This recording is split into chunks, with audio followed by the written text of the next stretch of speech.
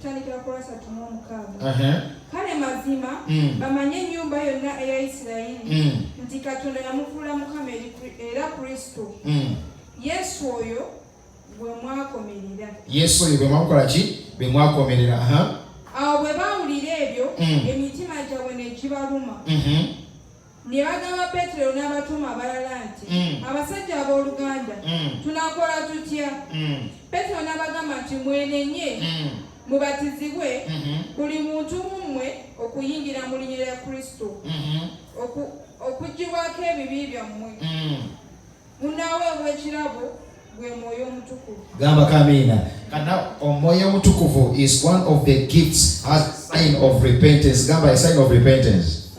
Now, what is repentance? What is repentance? If I may ask you a question, what is repentance? Immediately, what is repentance? Immediately where you are and say repentance is ABCD. Get up on your feet. What is repentance? I'm not going to mention your name. What is repentance? You immediately where and say repentance is ABCD.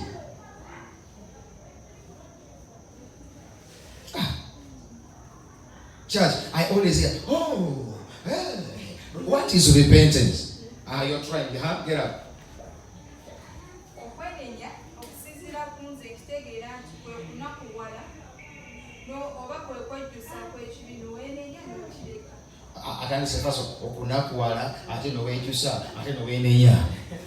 What praise the Lord. What is repentance? Thank you for trying. Yes.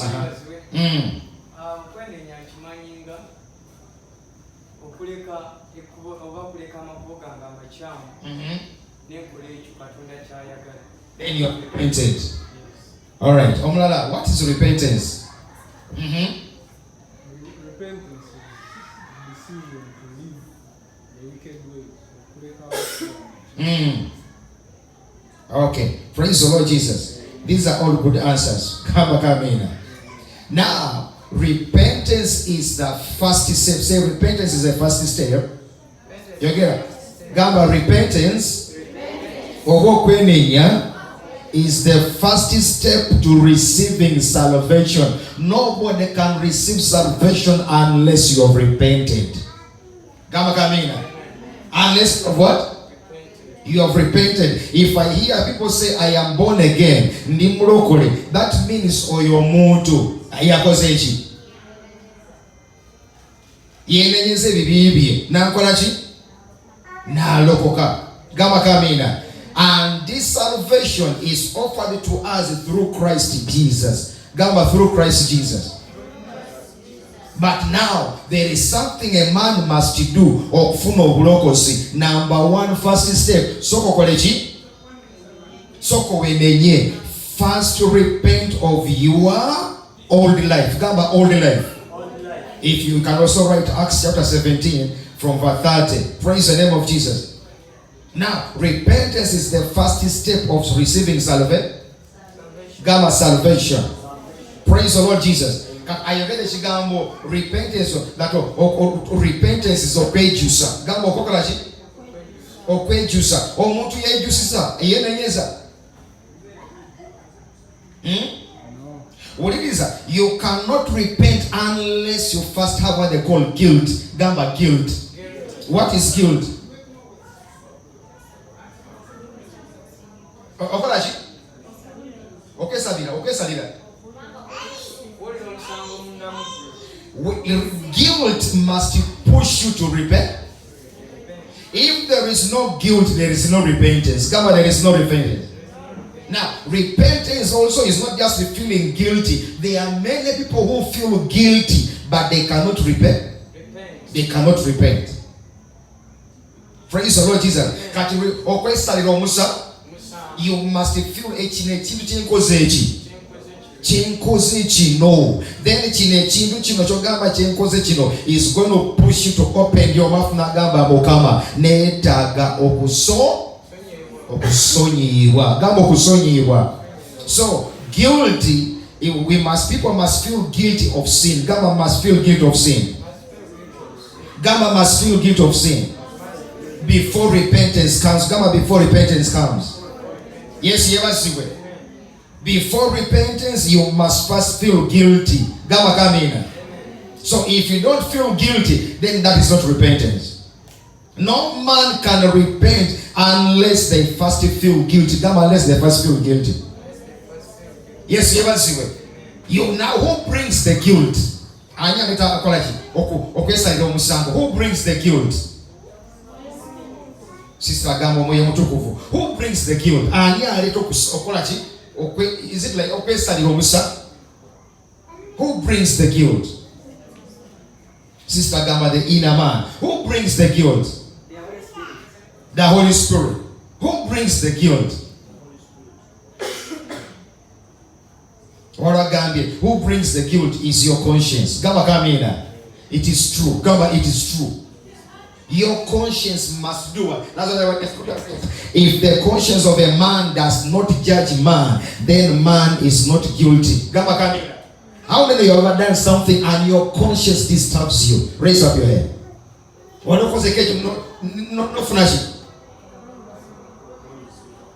Your conscience begins to disturb you, begins to give you no rest until you go somewhere. Gama kamina. So you find that the whole world was guilty of sin. Gama, guilty of sin. Everybody was guilty of sin. Gama kamina. Everybody had fallen short of the grace of Gama of God. Mukameba siwe. Was guilty. Gama, we were guilty. Now, if you are taken to court and the judge pronounces that according to this case, the way I have judged in this case, I find you guilty. I find you guilty. Now, the word guilty must take the judge to pronounce a sentence. Gamba, a sentence. Maybe death penalty. Maybe a sentence over how many years? The weight of the what? The weight of the case. Like recently, 3 days ago, there is a man here in Kampala. Yagenda nakakane yo mwana w'emyaka omuna. Gamba emyaka omunana.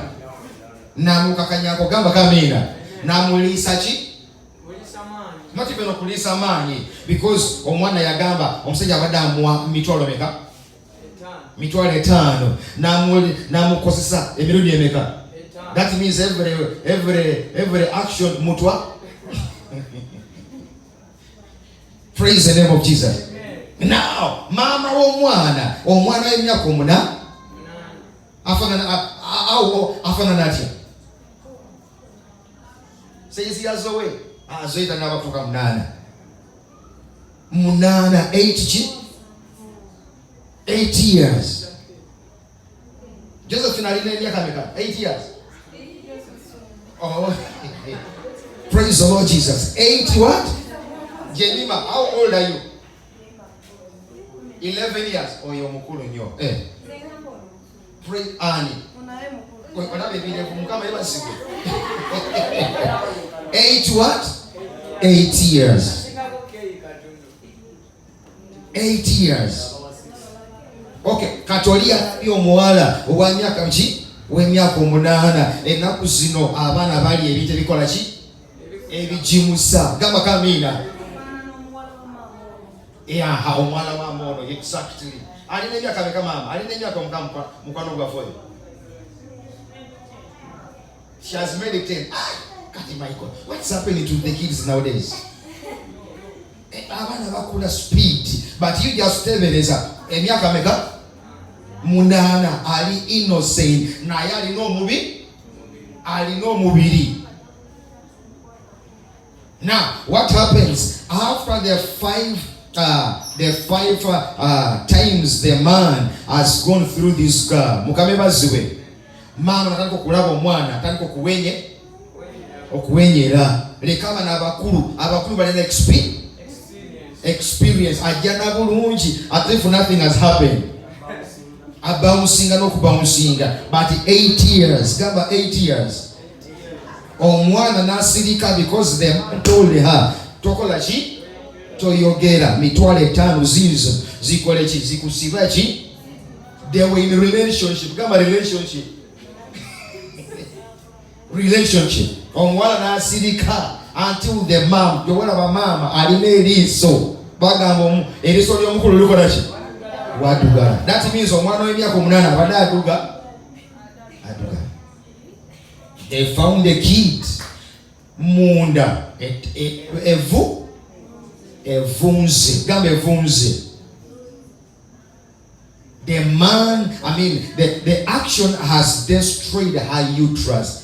Naba, number one, Ulysses, Nabana, Evunze. Now the doctor say the only way this girl to survive, it is oncology, to remove, to cut the whole system of the uterus. That means tajja kuddamu kubeera mama. Yeah, ekyamama si kikulu naye abeera omulamu. Praise the Lord Jesus. Now the police are working tooth and nail to apprehend this man. When this man is arrested and taken to court, they are going to find him guilty. Then they pronounce a sentence. Is that defilement? Is that what? That is defilement. Aggravated.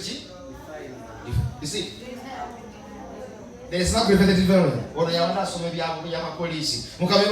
There is no aggravated defilement. Defilement is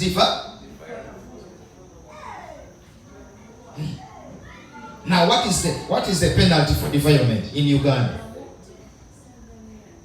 Sister Kamba, 7 years. How does it say penalty must be death? Kufa. Yes? Others say life imprisonment. Miriam Matembe was advocating every person being caught in defilement must be castrated. Must be kukochi. Agamanya akokosi ni defilement bagakolechi. Bamulawe. Yeah, so we were all like that. We were guilty. Gama, we were guilty. How many you were guilty before? How many you were guilty before? Hey, how many you were musango masogamo kama? Mama, can how many you were guilty? Gamba, all of which man was guilty, and man, the penalty was what? Gamba was death. You get a Gamba, death. But now, repentance can remove or can reverse the penalty of death. Repentance can reverse the penalty of what? Of death in the life of a man. That's why Singa Yesu Kristo teyaja Buluganda. Where would we be? Now, where would we be? Exactly. Gama Kamina. That's why Jesus, he has taken all the guilt of man on earth upon him. In fact, Yesu yafa kulwange nani kuluo. Gama, Jesus died on my place. The court of heaven, the court of God, and he pronounced every man guilty. But Jesus Christ has justified us. Gamba, justified. Raise up your hand. I am justified. Those are judicial words. Gamba, justification. Justification means acquitted as if you have never committed any sin before God. Shout hallelujah to Jesus. Praise the Lord Jesus. So in the courts of heaven, Jesus says, let me die on behalf of Claire and let Claire be justified. Let Claire move away from this court as if she wasn't guilty. Claire begins to walk on the street. Begins to walk on the street. Can you forget a person who has died in your place? No. A person who has taken your place. It is right now. A dead man, if a dead man is spiritual to come and say, Waswa, can you die in my place? Can you die in my place? Oh. Even if you're a married woman, Betty, nkomyo kakati nawe kola ki? Bet will you go? Praise the Lord Jesus. It is hard. But Jesus Christ accepted. Gama he accepted. You get a gama he accepted to die for the sins he never committed. Most of you committed the sins. What if I begin to ask you what kind of sin, the greatest sin did you commit before even you getting saved? Others will say, But all of us were guilty. I don't know how many kinds of sins you committed, but the sin is what? It's a sin. Abayi bayi manga. Teri yoshi. Olimba. Teri yoshi chibi. Egena batya. Mumasoga katonda. Masoga katonda. Webale nnyo. Mukama bazibwe. Teriyo kibi ekinene masoga.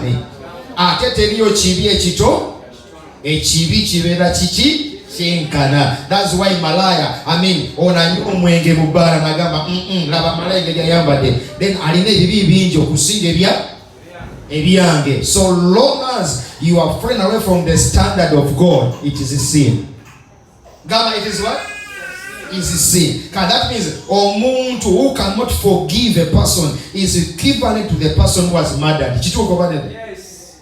That's how the Bible says. Even when you just say Asha nagamba, I wish gundi or your Asha can fall in accident.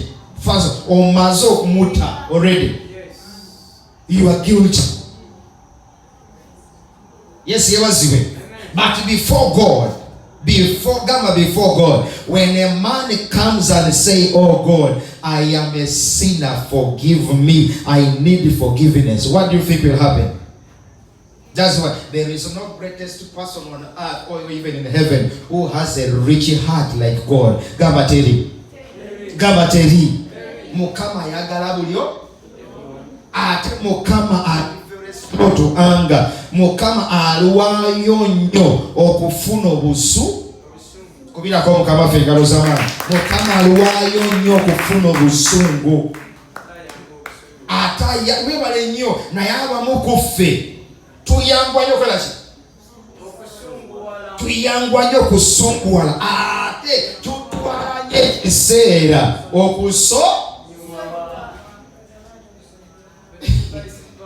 Praise the Lord Jesus. Even the devil kenyini, there is what is like a mystery to the devil. The devil does not know omuntu ayene sawa meka. Ayene sawa meka. Gamba neighbor lekera okusalira abalala omusango. Tomanyi Patricia ono gwonyigide naye mwalwanye wano. Patricia batuka waka ayimukama. Onsa I don't sigara with the only thing. Rogama Patricia is a sinner. Taja kuingire guru. That's why Aboluganda, there are people you're going to be surprised they enjoy. Okubasa ngachi? Kubira kwa mchikofu. Okubasa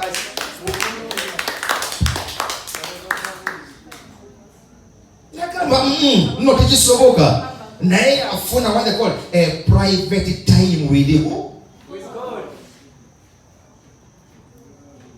Private time with God. Kama private time with who? With God.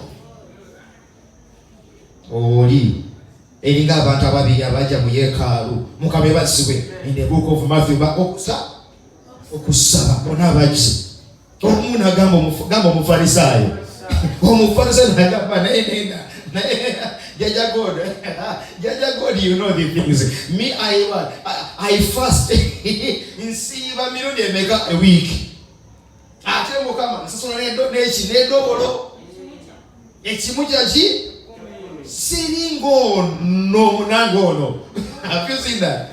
Siringani ono munangi mukama you accept my prayers naye munangono. Bible egamba yakwata ku kifuba ne yekuba nagamba ayi mukama onsasire mwononyi mu maaso go. First of all, a fighting spirit, he cannot make you to repent. Even if you're repenting, you're not repenting. Repentance must show what they call a broken heart. Or mutima mumenye. nayo nagamba Mukama says I'm not even worthy to stand here. Bible egamba oli yakuba mu kifuba yagenda back when he was justified. Nayo mufarisayo teyasonyibwa. Tiakola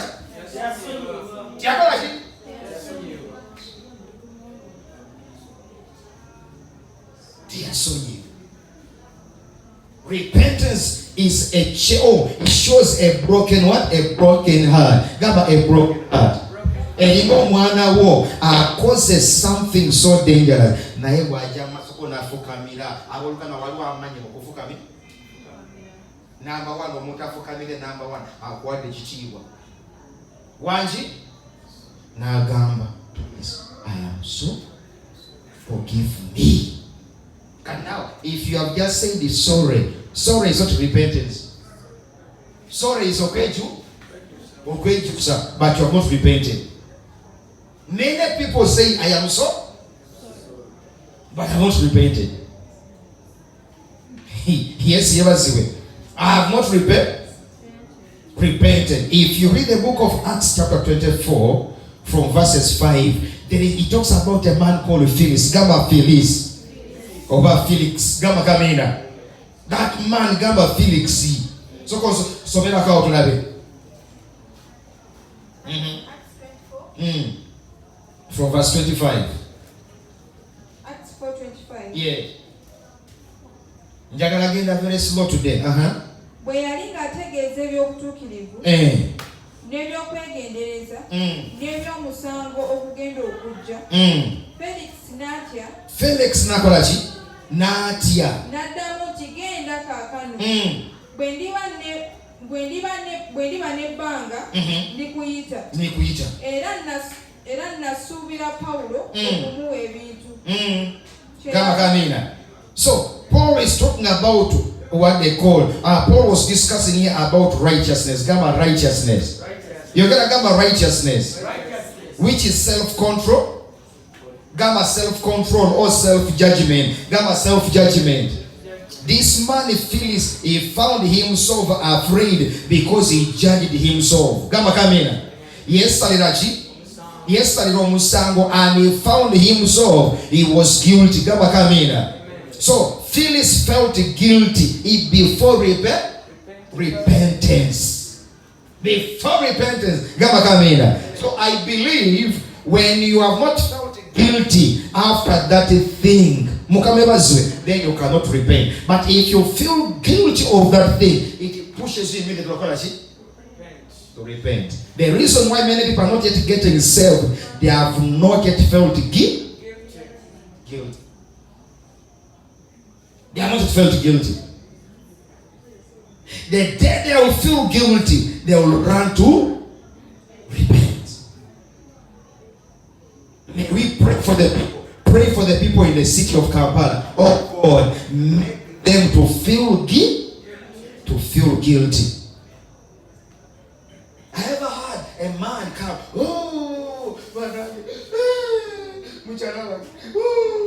Josephine.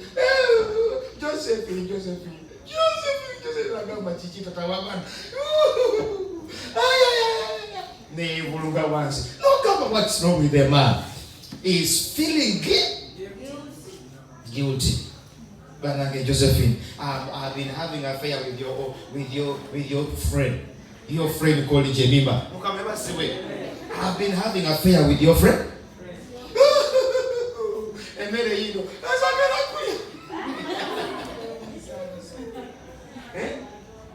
Omuntu koyo Josephine unless olimuloge oja musonyiwa wa nagamba I have forgive kituwe banenda watu agambye nenda wasoma musonyi kwa watu somoja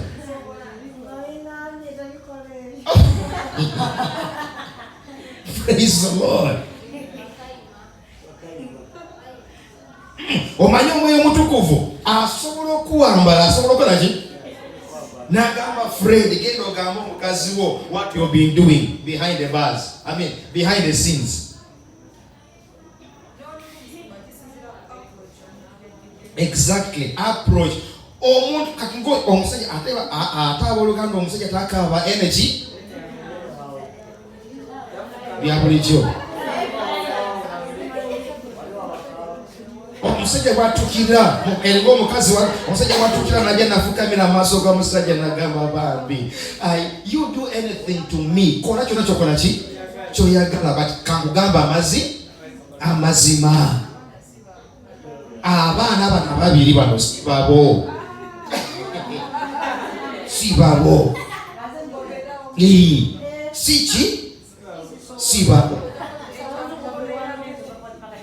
yes kokola naye njogedde yaki I have told you because I feel guilty about the thing. Even if ogenze maaso ga Mukama kusonye ebenga omuntu kati genda wali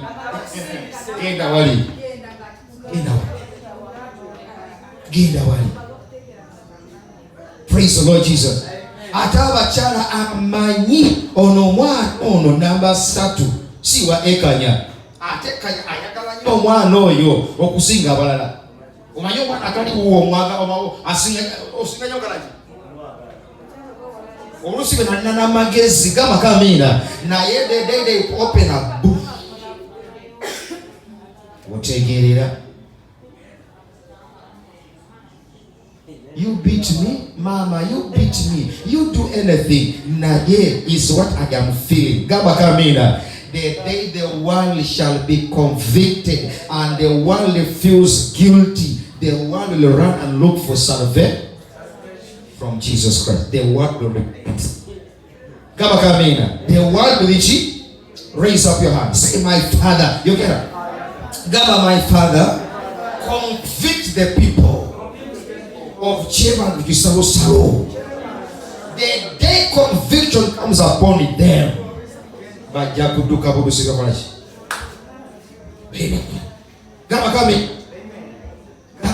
they will run to repent. So Phyllis felt sorry. He felt guilty. He felt guilty. But he did not repent. God, your guilt, that guilt inside must push you to do what they call repentance. Some people just are I am very sorry because of this unpleasant circumstance of their sins. But because of this, they are not yet repentant. Do you know that you can feel guilty?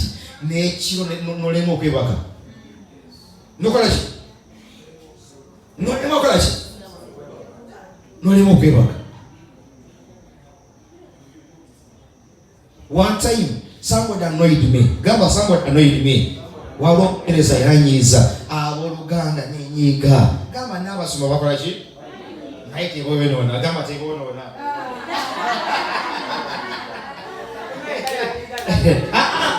Mama, walo okunyiga okulungi, isn't it?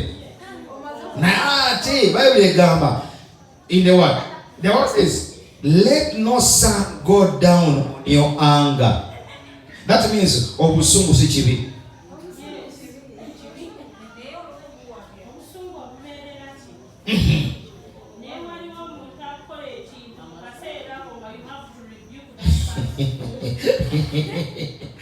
Praise the Lord Jesus. That means onomwereza yanyiza. I went back home. In charity.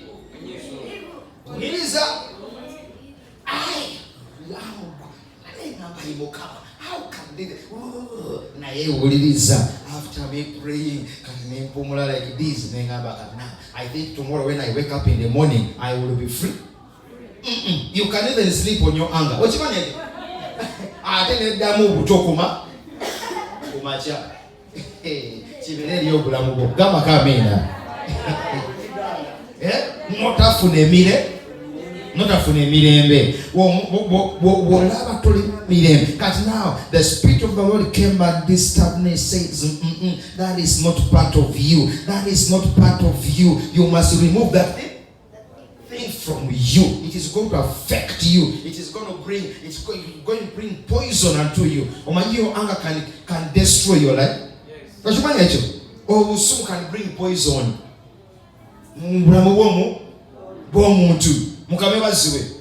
I can say, Father, forgive me. Now, only the Holy Spirit tells me, go and ask for for forgiveness.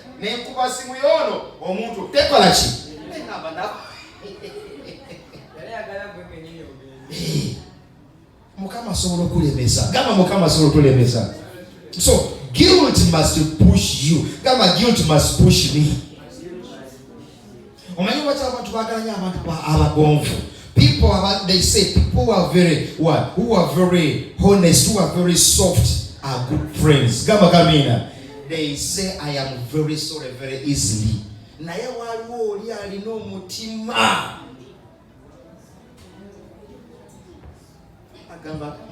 Ogenda mugenda sijja mugamba vereso nadala mukyala muno mukama baziwe walabika abakazi banange mukyala munange so abakazi tebagala kintu ekyo. They see the whole world of us has come down. Naye ate omusajja ne musajja mune kyangu nnyo gamba I'm very sorry kanya forgive her. We are in the service mukama. Service.